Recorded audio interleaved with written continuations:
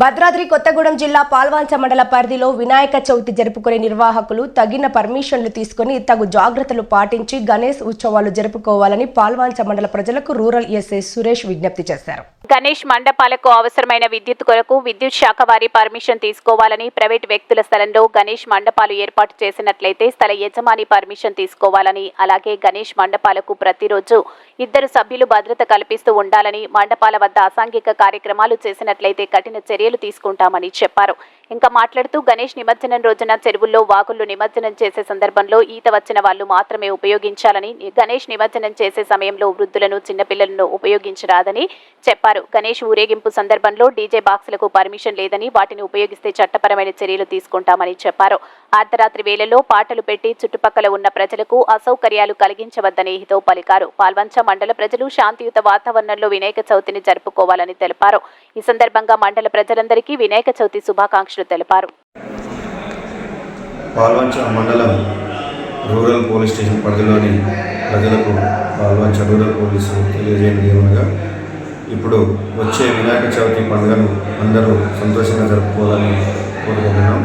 దీనిలో ముఖ్యంగా ఎవరైతే వినాయకుల్ని పెట్టదలుచుకున్న వారికి కొన్ని సూచనలు. వాళ్ళు ఎవరైతే వినాయకులు పెట్టదలుచుకున్నారో వాళ్ళు ముందుగానే సంబంధిత డిపార్ట్మెంట్ నుండి, అధికారుల నుండి పర్మిషన్ తీసుకోవాలి.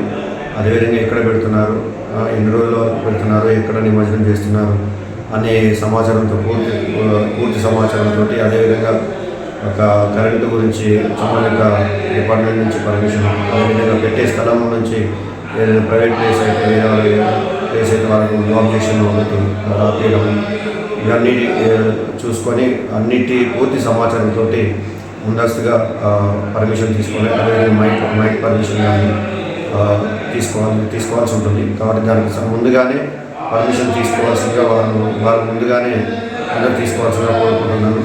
తర్వాత అదేవిధంగా అందరికీ తెలియజేయడం ఏమనగా, ఈ పండుగ సందర్భంలో ఈ వినాయక మండపాల దగ్గర కంపల్సరీ తగిన సూచనలు తీసుకోవాలి. ప్రతి మండపం దగ్గర ప్రతిరోజు ఎవ్రీ 24/7 ఒక 2 ఉండేటట్టు మండపం ఎవరైతే వాళ్ళు నిర్వహిస్తారో ఆర్గనైజర్స్ వాళ్ళు ఒక 2 ఉండేటట్టు చూసుకోవాలి. అదేవిధంగా కరెంటుకు సంబంధించింది జాగ్రత్తలు తీసుకోవాలి. అదేవిధంగా మండపాల దగ్గర ఎలాంటి అసాంఘిక కార్యక్రమాలు అంటే పేకాట ఆడడం కానీ, లేకపోతే ఇంకా డబ్బులు పెట్టి ఏదైనా ఆటలు ఆడడం కానీ వేరేలాంటివి ఎట్టి పరిస్థితుల్లో చేయకూడదు. ఏదైనా చేస్తే మా దృష్టికి వచ్చి వారి మీద కఠిన చర్య తీసుకుంటాం. అదేవిధంగా డీజేలు వినాయకుడిని తీసుకొచ్చేటప్పుడు కానీ నిమజ్జనం జరిగేటప్పుడు డీజేలకు ఎట్టి పరిస్థితుల్లో పర్మిషన్ ఉండదు. కాబట్టి ఇది అందరూ గుర్తుంచుకోవాలని కోరుకుంటున్నాం. ఎట్టి పరిస్థితుల్లో డీజేలు పెట్టకూడదు.